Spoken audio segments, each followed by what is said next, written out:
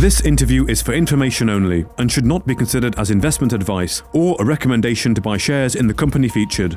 Welcome to this StockBox interview.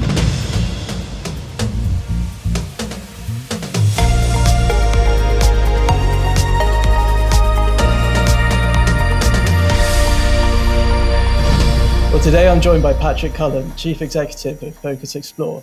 Thanks for coming on today, Patrick. How are you doing? Yeah, very well, thanks. Good to see you, Daniel. Great. So earlier this week, Focus announced an update from its Bay Road rare earths project in Ontario, where work is currently underway in the field. Before we go into what you found, Patrick, can you walk us through the work you did on Bay Road before ground exploration begins? Specifically, what did your historical data review and AI work show that made you want to investigate the project further?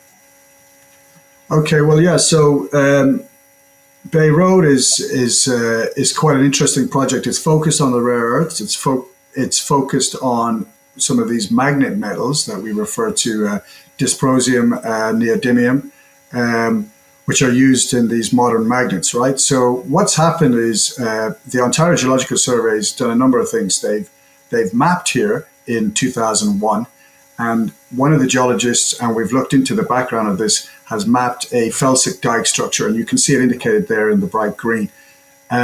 What's interesting to note about this is it's quite unusual in the sense that there are none like it that have been mapped elsewhere on the mapping sheet that stand out like this. And its scale, it's like about 6 kilometers long.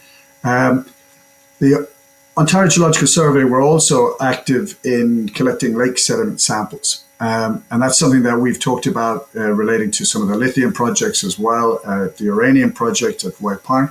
So we've looked at these lake sediment samples, and they're very highly anomalous for dysprosium and neodymium particularly, and some other elements, but these are the two that we're focused on for the purposes of this.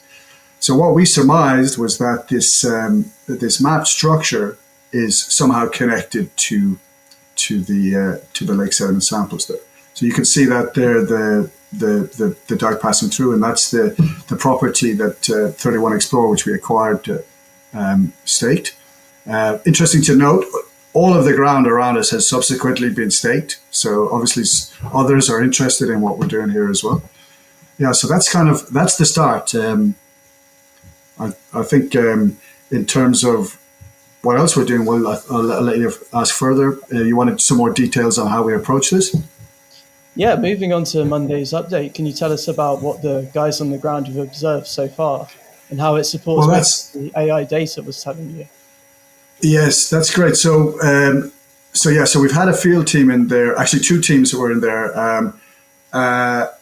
So really, Daniel, the challenge here was, and it's always the case when you're doing early stage exploration, is you've got a model or a broad model in terms of a target, and until you actually get on the ground, you want to confirm, and in this case, felsic dike material. So we're looking for felsic material, felsic intrusives, pegmatites, pegmatitic material, and we're especially interested in those sort of intrusives that are matching the trend of the feature that we were looking at earlier. So so we appoint an exploration team, in this case Fladgate, and they're going to go on the ground and they're going to follow the tracks, and they're going to get in off the road if there's one, and start looking for the material. And that can take a fair amount of work to identify material. What we've been able to do here, though, is we had access and only recently became available to this LiDAR, this laser data that's acquired by the government. Okay, so this LiDAR data then gives us a next level kind of in terms of advantage. It allows us to see, to identify outcrop. It allows us to identify access in the form of the graded roads, access tracks to forestry or other. But it also allows us to see geological features, fractures, different structures. Now, I'll get onto the AI here, because what happened when we looked at this was we found it difficult with the raw LiDAR data, the image data that we look at a geographical information system, the kind of work we do on a day-to-day. We found it easy to see some of the later trends or some of the trends in terms of structures that we were less interested in, but we found it difficult to really tie in the features with the right kind of trend that we wanted to follow up on. So we've been working with Planetary AI on a wider program, but Planetary AI have this Xplore system. It came out of the IGS, which was a spin out from the British Geological Survey some time back. And they have the capacity and the processing capacity to look at the raw data here. And the raw data here is on a different level, contains very, very, very high resolution information in terms of elevation. So when we're seeing small changes, very subtle changes in terms of where there might be a structure that is more weathered, etc. As well as that, it has other types of data like the intensity of reflection and such, which has its application.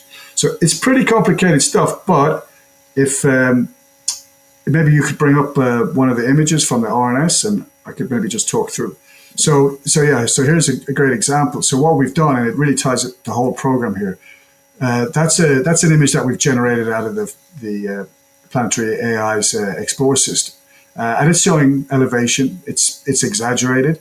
Now, to the naked eye and to the man on the street, there's probably you can see some clear evidence there. Those deep blues where there's later structures. That's the point, that we're not interested particularly in those. We don't think these are associated with mineralization.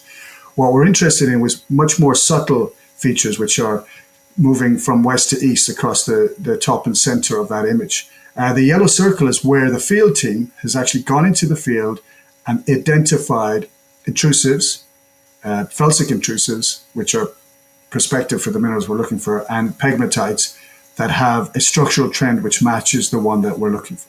And that's the critical thing here. So we've been able to go direct a team very efficiently with with all of the available data to us, and they've come back out of the field and confirmed in the first pass exploration, first pass mapping and sampling, that we have prospective ground. And I think there was a second example, but essentially shows similar thing. So that's it. So so you're pulling this. Yeah, so there you go. This is actually a great one because it has this lake, which is in the central area of the property. And there you have the two dysprosium and neodymium from lake sets that's very highly anomalous. And that's been compared with a data set around this area, but also two other data sets over more regional data set. So it's statistically significant. It's interesting. And here we have a ready-made explanation for why we would find those elements in that lake sediments, which is what we think matches up with the map feature, is a feature trending right across the center of that lake. So, and again, in the yellow circle, that's the area where the field team has been able to go up and identify material consistent with our model. So, so I think a very successful first step. Yeah, so it sounds like that AI work that you're doing with Planetary AI, with these early stage projects, it really helps you when you're doing your first pass ground exploration in terms of knowing where to go and where these respective features might be. That's right. Yeah, that's correct. Yeah. So I know it's very early stage, but best case scenario, do you know what sort of potential we could be looking at this project? Are there any any neighbouring projects that give an idea of the potential in the district? Well, so intrusives of this kind are, they're significant in terms of rare earth element, production and such. Not as significant as some of the huge carbonatite projects that you're seeing that, the primary producers out of China, for example. But there's certainly potential in this type of setting, and so that's why we're following it. In terms of neighboring projects, no, but as I was saying earlier, we're aware now that the ground all around us has been staked by other operators, so that's of interest. But I suppose the next step for us is we're taking those samples. They're back in Thunder Bay. The team there will use XRF, so they'll be able to do portable XRF, so they'll be able to do analyses on the samples. And they've been obviously selective. They've taken samples with crystals in that they, that we're interested in specifically. that capture the rare earths and the non-compatible elements, the kind of things that we're interested in. So they'll do that work. That's coming up now, and then samples will be sent for assay. So that's how this will go. We'll be taking it stepwise, and then the follow on from that will be to get back in and do the next stage. So later in the year.